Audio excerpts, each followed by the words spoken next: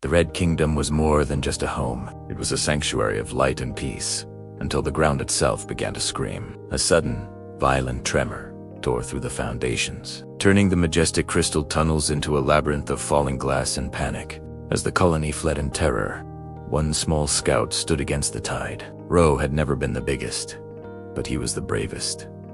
He looked at the chaos and whispered a vow to the shadows. "Not while I'm alive." Deep in the heart of the throne room, Queen Aurelia lay dying, her majestic form poisoned by a spreading, purple crystal venom. Ro, leave me. Save the colony. My time is over.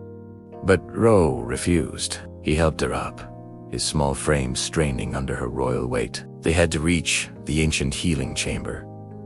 The path was long, and the darkness was hungry. Far beyond the crumbling tunnels lay their only hope. Suddenly, a thunderous roar echoed. The ceiling gave way, sealing the exit and trapping them in a tomb of debris. Ro didn't falter. He gripped the queen tighter, lifting her through the suffocating haze, his legs shaking with effort. "Tonight, I am not just a scout. Tonight, I am your entire army." A mysterious shadow shifted in the dark behind them. From the shadows emerged a nightmare. The crystal centipede, a predator of ancient hunger, clicked its glowing mandibles. Aurelia's breath caught in her throat. Ro stepped in front of her, a tiny shield against a mountain of glass and fury. The centipede roared, and the hunt began. They raced through the twisting passages in a frantic dance for survival. They reached the great chasm, the bridge splintering under the weight of the dying kingdom. The gap was too wide for the queen.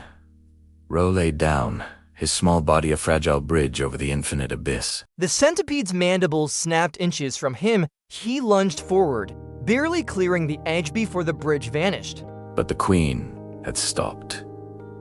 The venom was turning her very exoskeleton into cold, jagged crystal. Ro checked an ancient map etched on the wall.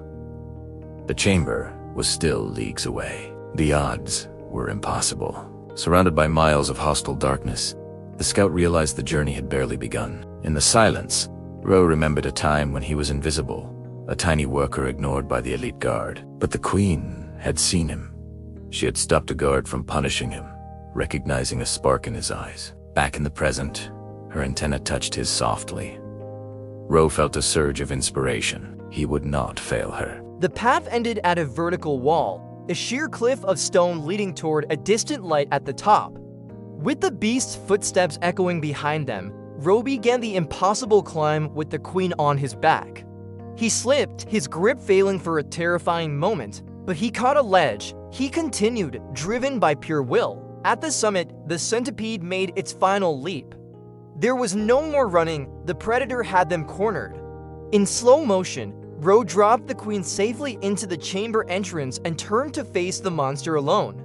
A tiny ant charging a giant beast. The impact was a flash of blinding white that consumed the world. Then, golden light flooded the tunnels. The healing chamber had been activated, washing away the poison and the darkness. Queen Aurelia rose, her strength restored, her armor gleaming. The centipede was nothing but dust in the wind. Beside her, a broken scout lay in the dirt. The queen reached down, a touch of blessing of eternal gratitude. True heroes aren't measured by their size, but by the weight of the heart they carry for others.